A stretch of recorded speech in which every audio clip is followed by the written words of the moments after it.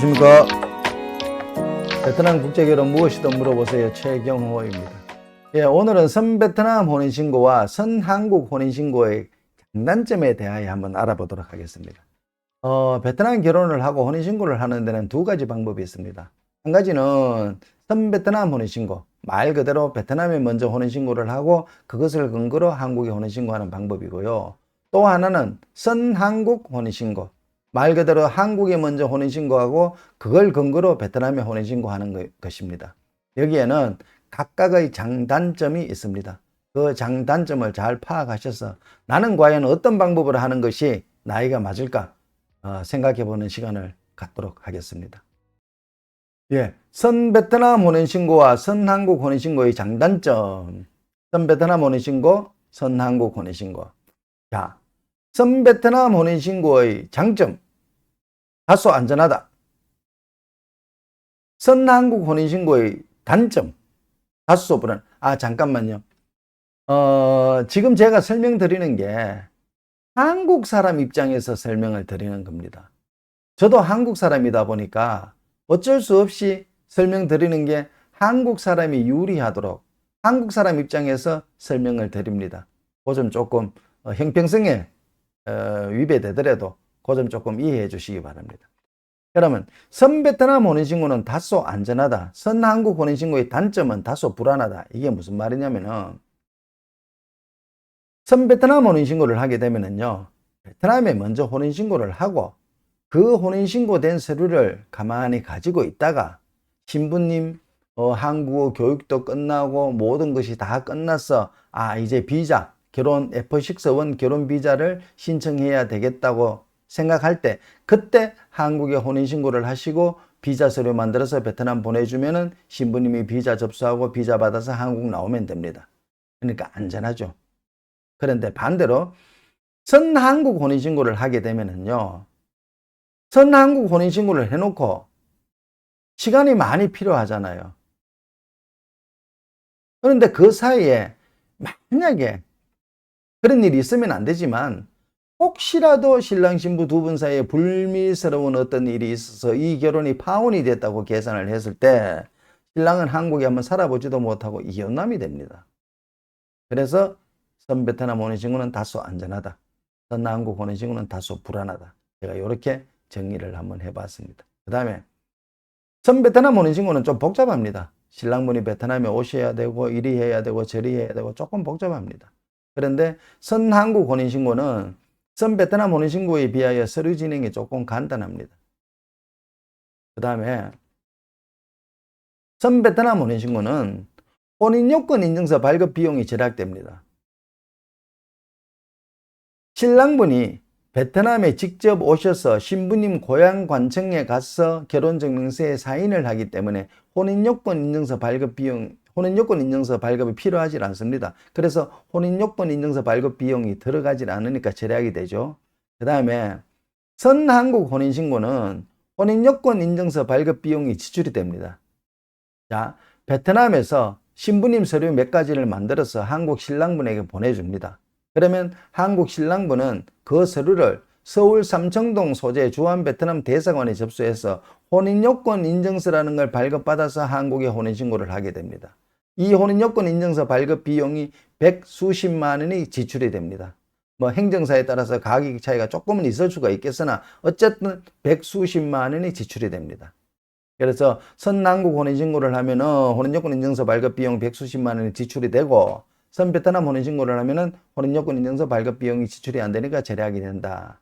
하지만 선베트남 혼인신고에서 혼인요건 인증서 발급 비용 백수십만 원이 절약하는 대신에 신랑분이 최소한 베트남에 2분 이상 들어오셔야 됩니다. 왜?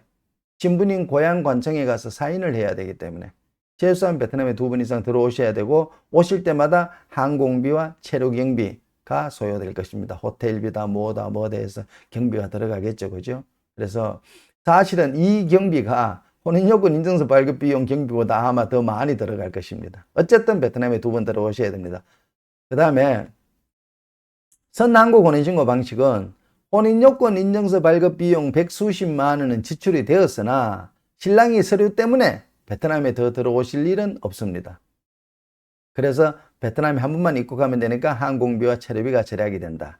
여기에서는 혼인요건 인증서 발급 비용이 안 들어간 대신 이 비용이 발생을 하고, 선한국 혼인신고 방식에서는 혼인요건 인증서 발급 비용이 지출된 반면 베트남에 안 들어와도 되니까 이 비용이 절약이 된다. 이걸 잘 판단하셔갖고 나에게 어떤 것이 나에게 맞는지 판단해 보시기 바랍니다. 그 다음에 중요한 것이요, 선베트남 혼인신고를 하면 베트남에 확실하게 혼인신고를 할 수 있습니다. 왜냐? 아까 말씀드린 대로 선베트남 혼인신고는 베트남에 먼저 혼인신고하고 그걸 근거로 한국에서 혼인신고하기 때문에 베트남에는 1000% 혼인신고가 되죠. 그런데 선한국 혼인신고를 하면은 한국에만 혼인신고가 될 수 있다.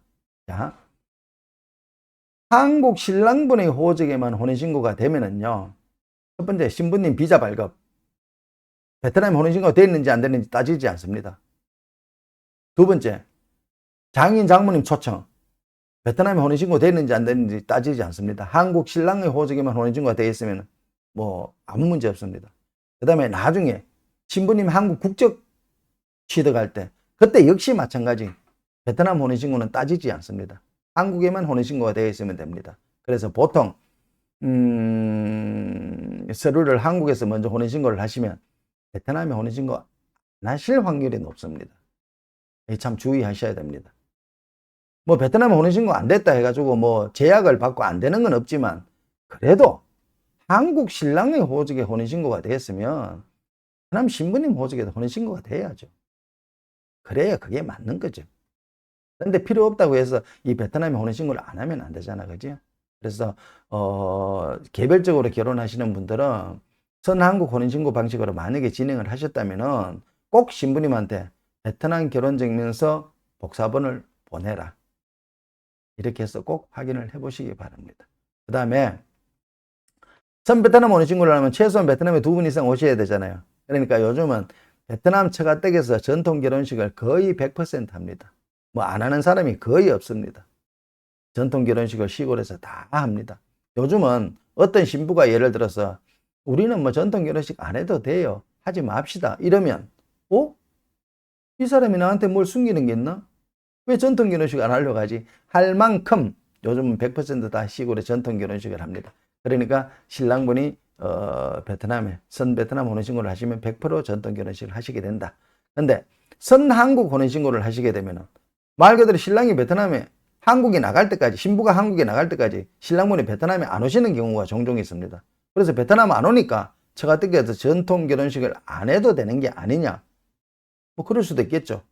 그런데 또 어떤 신부들은 여보, 우리는 선한국 혼인신고 방식으로 하지만 그래도 전통 결혼식은 해야지, 시골에서 결혼식은 하고 나가야지, 뭐 이러는 경우도 있을 수가 있겠고, 또 어떤 신부는 그래, 당신이 선한국 혼인신고 방식을 하고 베트남에 안 들어오니까 그래, 우리만 어차피 한국에서 또 결혼식을 할 거니까 제가 그냥 한국에 나갈게요, 이러는 경우도 있고, 이거는 뭐 케이스 바이 케이스입니다. 여기에서 이게 맞다 저게 맞다 말씀을 못 드립니다. 어쨌든 선 베트남 혼인신고를 하면은 베트남 처가댁에서 전통 결혼식을 100% 하셔야 된다.